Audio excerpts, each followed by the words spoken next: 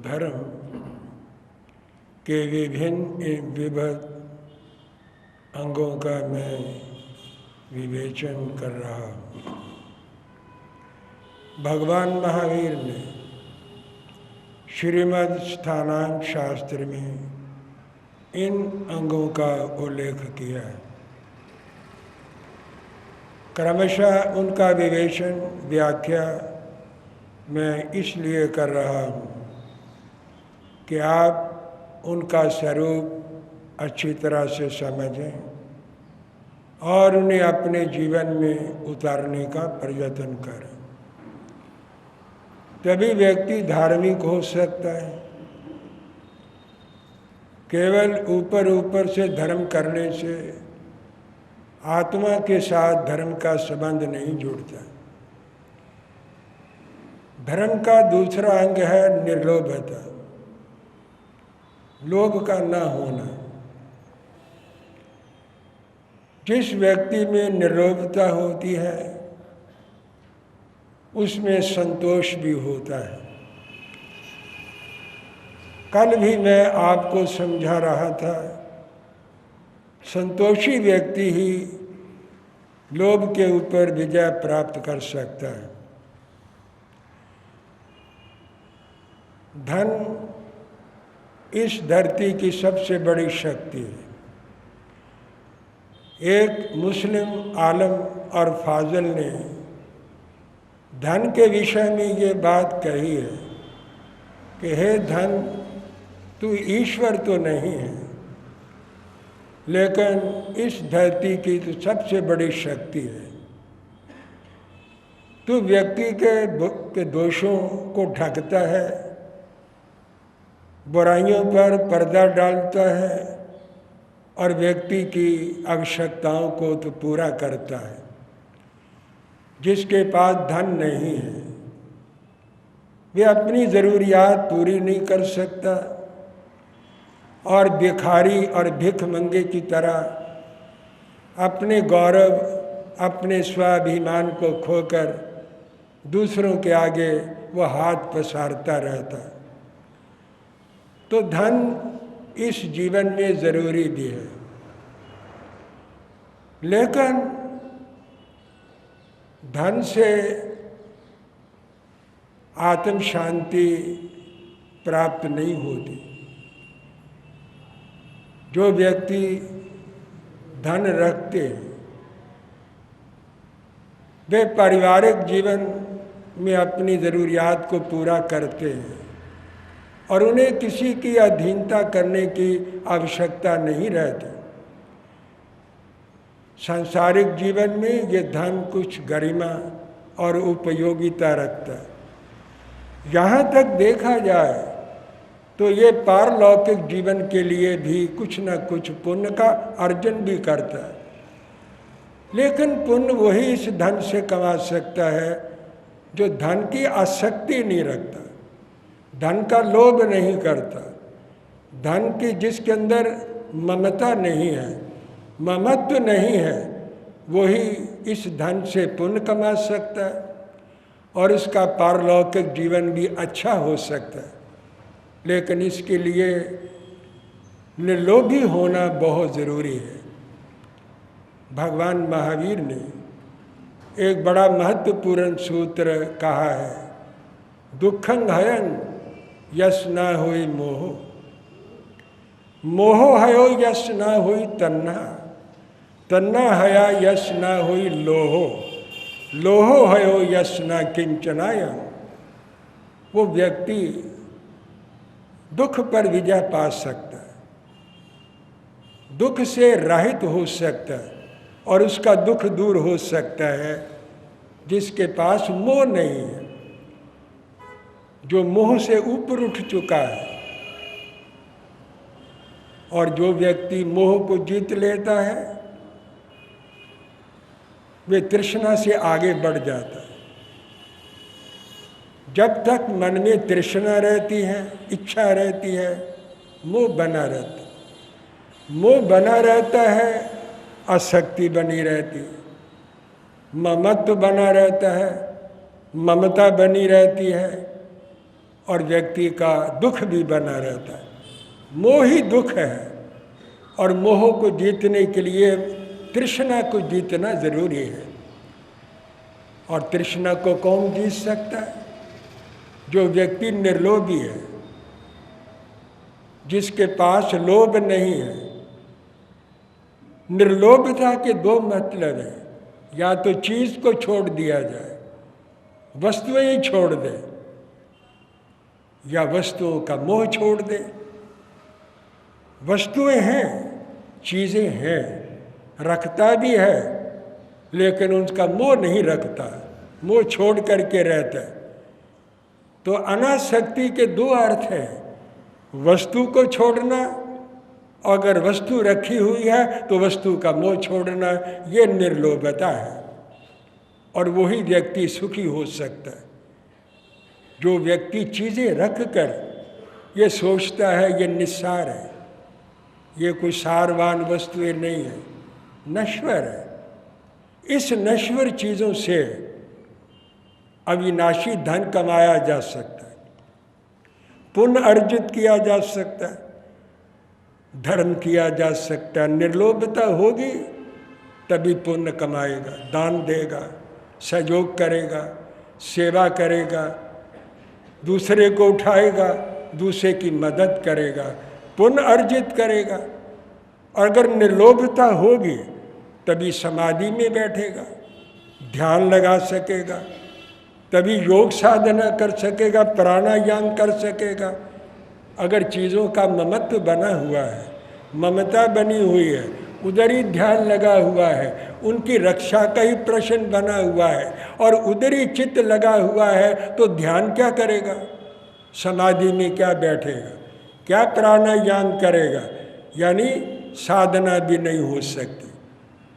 तो पुण्य अर्जन करने के लिए निर्लोभता की जरूरत, और साधना करने के लिए भी निर्लोभी होना बहुत ज़रूरी है। तभी तो भगवान महावीर ने इसे धर्म का दूसरा अंग कहा है। धर्म की साधना का ये प्राण तत्व है। व्यक्ति तभी साधना करेगा जब वो निर्लोभी हो करके जीवन के अंदर रहेगा। शास्त्रकारों ने कहा तो बहुत कुछ है। लोभ कई तरह का होता है। अनंतानुबंधी का लोभ है, अप्रत्यक्षानावरणीय लोभ है, प्रत्यक्षानावरणीय का है और संज्वलन का है। एक लोभ ऐसा है जो जीवन भर बना रहता है, मन से हटता नहीं, और जीवन के अंतिम क्षणों तक लोभ रहता है। चीज़ों का मोह छूटता नहीं, चीज़ों की तरफ ही ध्यान रहता है। ये बात राजाओं महाराजाओं की अपेक्षा से कही गई है, जो धन के लिए बड़े बड़े युद्ध, बड़ी बड़ी लड़ाइयाँ, बड़े बड़े जंग लड़ते रहे हैं और महासंहार करते रहे। उनकी अपेक्षा से भगवान महावीर ने कहा है कि ऐसे लोगों का अंतिम समय भी लोभ नहीं आता है और लोभ का प्रभाव चित्त से जाता नहीं। ऐसे व्यक्ति मरकर नरकगामी बनते, उनकी कोई सद्गति नहीं होती, उनको सम्यक दर्शन की प्राप्ति कठिन है। सम्यक दर्शन नहीं होता। सम्यक दर्शन क्या है? जैन धर्म का मूल क्या है? अगर किसी व्यक्ति से पूछा जाए, कोई कहेगा हिंसा परमो धर्म, अहिंसा जैन धर्म का मूल है। कोई कहेगा तप जैन धर्म का मूल है, और कोई कहेगा विनय धर्म का मूल है। ये तो भगवान ने कहा है। लेकिन एक और बात मैं कह रहा हूँ, ये आपने कम सुनी है। अहिंसा परम धर्म है, ये तो आप बोलते रहते। तप जैन धर्म का प्राण तत्व है और इसको विशेष श्रद्धा है, और ये समझता है तप आत्मा की शुद्धि करता है, इसलिए ये दिया जैन धर्म का मूल कहा जा सकता है। और विनय को भगवान ने स्वयं ही धर्म का मूल कहा है। लेकिन एक और धर्म का मूल है, वह सम्यक दर्शन, जिसके अंदर सम्यक तो नहीं है, सम्यक दर्शन नहीं है, जो सत्य को देखता ही नहीं है, वह हिंसा का क्या पालन करेगा? कर ही नहीं सकता। और वो विनय क्या करेगा, और वो तपस्या क्या करेगा? तप कर रहा है, जीवन में सत्य है नहीं, तो शरीर है, आत्मा नहीं है। अहिंसा का बाहर से पालन हो रहा है, लेकिन पीछे मन के अंदर सत्य है नहीं, तो वो हिंसा का भी कुछ उद्देश्य जीवन में पूरा नहीं हो सकता। तपस्या के साथ अहिंसा का समन्वय चाहिए, और अहिंसा के साथ सत्य का समन्वय चाहिए। विनय वही करेगा जिसके अंदर सम्यक दर्शन है, ये मेरे गुरु हैं, ये देव हैं, ये धर्म सच्चा है। तो देव गुरु धर्म के प्रति श्रद्धावान होकर विनीत बन करके रहेगा, और जो विनीत होता है वही उस तत्व को जीवन के अंदर उतारता है। तो भगवान महावीर ने सम्यक दर्शन को धर्म का मूल कहा है। अगर ये नहीं है तो ना अहिंसा रहेगी, ना तप रहेगा, ना जीवन के अंदर विनय उतरेगी। एक और ऋषि ने यही बात कही है, हिरण्मयेन पात्रं सत्यस्यापियत मुखम तत्वं पूषण अपावृणो सत्य धर्माय दृष्टया। अगर तुम सत्य का दर्शन करना चाहते हो और सत्य दृष्टि को प्राप्त करना चाहते हो, तो आपको एक पर्दा उठाना होगा। सत्य के ऊपर कोई पर्दा नहीं, सत्य के ऊपर स्वर्ण का पर्दा है, धन का पर्दा है। अगर सत्य के ऊपर कोई पर्दा पड़ा हुआ है तो वो स्वर्ण का पर्दा पड़ा हुआ है। स्वर्ण हिरण्मयेन पात्रेण सत्यस्यापियत मुखम, सत्य का मुख सोने के पात्र से ढका हुआ है। और सोना क्या है? धन को ही स्वर्ण कहते हैं, और स्वर्ण धन का मूल है। स्वर्ण को ही मूल धन कहा जाता है। लोग कोई ये सिक्के इकट्ठे नहीं करते, वो सोना ही रखते हैं। जिनके पास सोना है उनके पास धन है। तो सोना मूल धन है और मुट्ठी का धन है। जब कभी विपत्ति आती है सोने की डलियां लेकर के भाग जाते हैं। चक्कियां कौन उठाएगा? बेड कौन उठाएगा? बिस्तर कौन उठाएगा? घर की अन्य चीज़ें कौन उठा करके लेके जाएगा? सोना और चांदी लेकर के व्यक्ति अपना घर छोड़कर मुसीबत के टाइम में दूसरी जगह पर जाता है। तो स्वर्ण ही धन है। जिसके पास सोना है उसके पास सब कुछ है। यस्यास्ति वित्तम स नरक कुलीन, सा पंडिता सा श्रुतवान गुणज्ञ, सा एव वक्ता साचा दर्शनीया सर्वे गुणा कांचनम आचरयंती। एक विद्वान ने बड़ी महत्वपूर्ण बात कही है। यस्यास्ति वित्तम सा नरक कुलीन, जिसके पास स्वर्ण है, धन है, चाहे उसकी जाति श्रेष्ठ है या नहीं है, उसका कुल ऊंचा है या नहीं है, वो कुलीन माना जाता है, खानदानी माना जाता है। और सा पंडित है, चाहे पढ़ा लिखा है या नहीं, लोग उसे पंडित विद्वान कहने लग जाते हैं। शाश्वतवान, वही शास्त्रों का ज्ञाता बन जाता है और वही गुणवान कहा जाता है। बड़ा गुणवान है। धन व्यक्ति को बिना गुणों के ही गुणवान बना देता है। और साहिब वक्ता, वही बोल सकता है, लोग उसकी बात सुनते हैं। चाहे बोलना आता हो चाहे ना बोलना आता हो, लोग उसकी बात जरूर सुनते हैं। साहिब वक्ता साचा दर्शनीय, लोग दूज के चंद्रमा की तरह उसको देखते रहते हैं। तो धन के अंदर बड़े चमत्कार हैं, बड़ी शक्तियां हैं। Gold is the fool's curtain, hides all is defect from the world. ये सोना गोल्ड, ये मूर्खों के लिए एक पर्दा है और उसकी बुराइयों को ढकता है और उसको दुनिया के अंदर प्रकट नहीं होने देता। उसकी सारी बुराइयां इस पर्दे के अंदर ढक जाती हैं। तो इसके अंदर लौकिक दृष्टि से शक्ति है, लेकिन यह नरक का कारण भी है। अगर इसका लोभ अनंतानुबंधी का बन जाए तो यह नरक में ले जाता है, दुर्गति में ले जाता है। और व्यक्ति के अंदर सम्यक दर्शन पैदा नहीं होने देता और उसे सद्गृष्टि नहीं बनने देता। अगर लोभ कम होता जाए, मंद पड़ता चला जाए, तो एक गृहस्थी धीरे धीरे सन्यासी जीवन में आ जाता है। लेकिन अंतर मुहूर्त का लोभ अगर जीवन के अंदर बना रहे, बीतराग नहीं होने देता, मोक्ष प्राप्त नहीं होने देता, मोक्ष की उपलब्धि नहीं होने देता।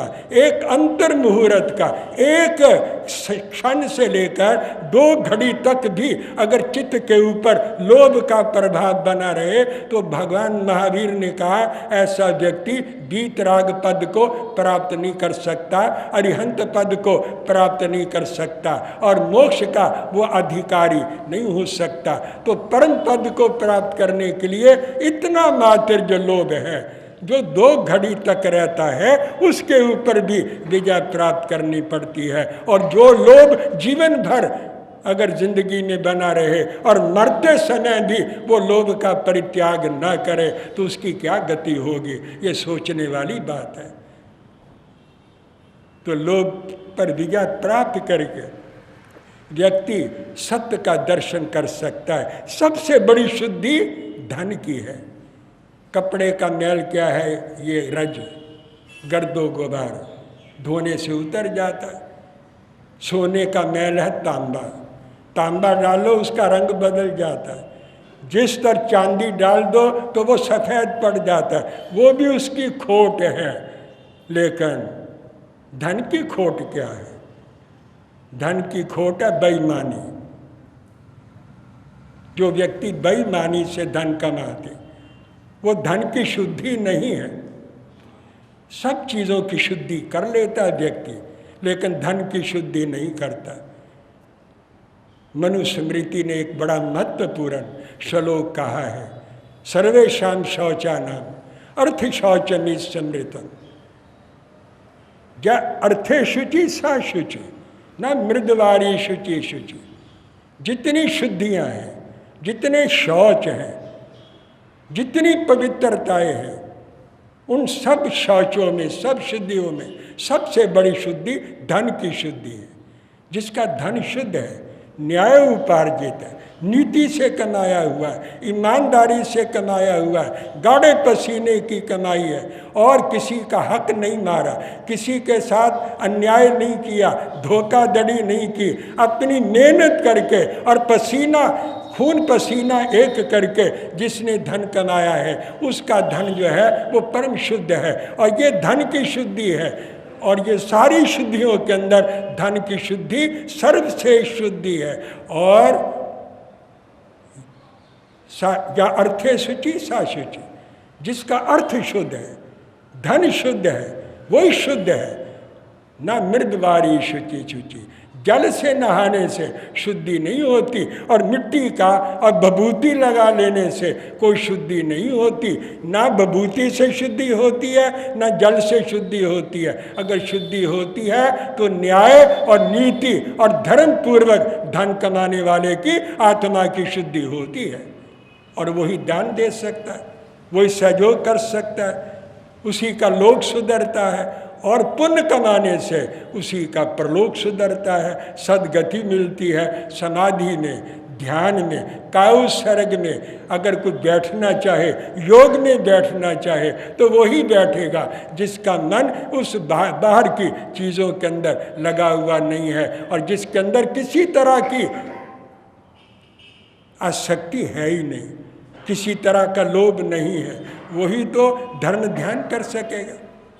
इसलिए मैंने आपको आज तीसरे इस लोभ से संबंधित प्रवचन में हर एक बात समझाने का प्रयत्न किया है। अगर सत्य का दर्शन करना है, ध्यान लगाना है, लोक सुधारना है, परलोक सुधारना है, तो आपको संतोष को धारण करके निर्लोभी बन करके जीवन के अंदर रहने का अभ्यास करना चाहिए। और धीरे धीरे अभ्यास करके लोभ और आसक्ति से ऊपर उठ करके आत्मा को परम शुद्ध बना करके आपको उस ध्यान की साधना करनी चाहिए। तब आपको आत्म शांति प्राप्त होगी। इसी दृष्टि से इस निर्लोभता को धर्म का दूसरा अंग भगवान महावीर ने कहा है। तीसरा अंग क्या है, कल के प्रवचन में समझाने का प्रयत्न करूँगा। जय अहिंसा। ओम शांति।